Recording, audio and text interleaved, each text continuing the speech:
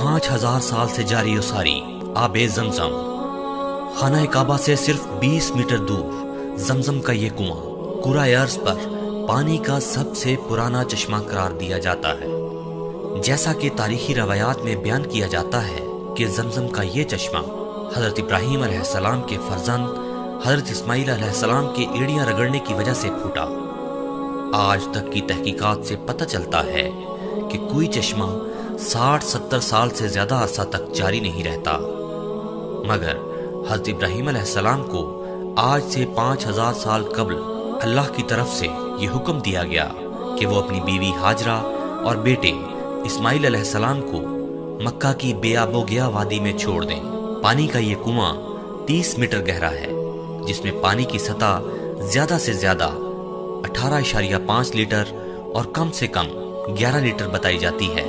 जब हजरत इब्राहीम और हजरत इस्माइल अलैहिस्सलाम ने यहाँ पर अल्लाह के घर की बुनियाद रखी तो यह चश्मा यहाँ पर मौजूद था।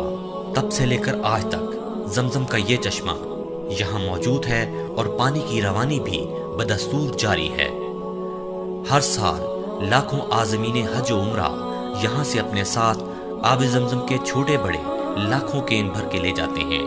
आबे जमजम अपनी असली हालत में फराहम किया जाता है और इसमें क्लोरीन समेत किसी भी किस्म के जरासीम कश केमिकल की आमेजिश नहीं की जाती, लेकिन इसके बावजूद ये पीने के लिए सबसे बेहतरीन मशरूब है।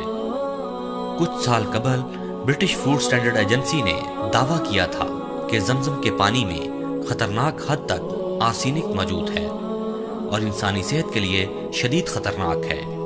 ब्रिटिश फूड स्टैंडर्ड एजेंसी के इस दावे को बरतानिया ने अपने सबसे बड़े नशरियाती इदारे BBC लंदन से नशर भी किया, लेकिन उनके इस दावे को वर्ल्ड हेल्थ ऑर्गेनाइजेशन ने कतई तौर पर रद्द कर दिया।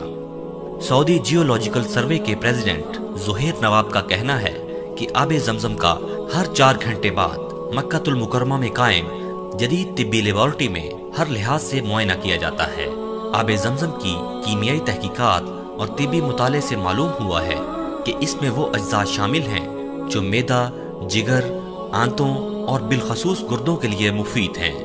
अक्टूबर 2017 से जमजम के कुएं से मुत्तसिल पाइप लाइनों की तब्दीली का काम जारी है, जिनसे मक्कातुल मुकर्रमा में आबे जमजम की सप्लाई की जाती है।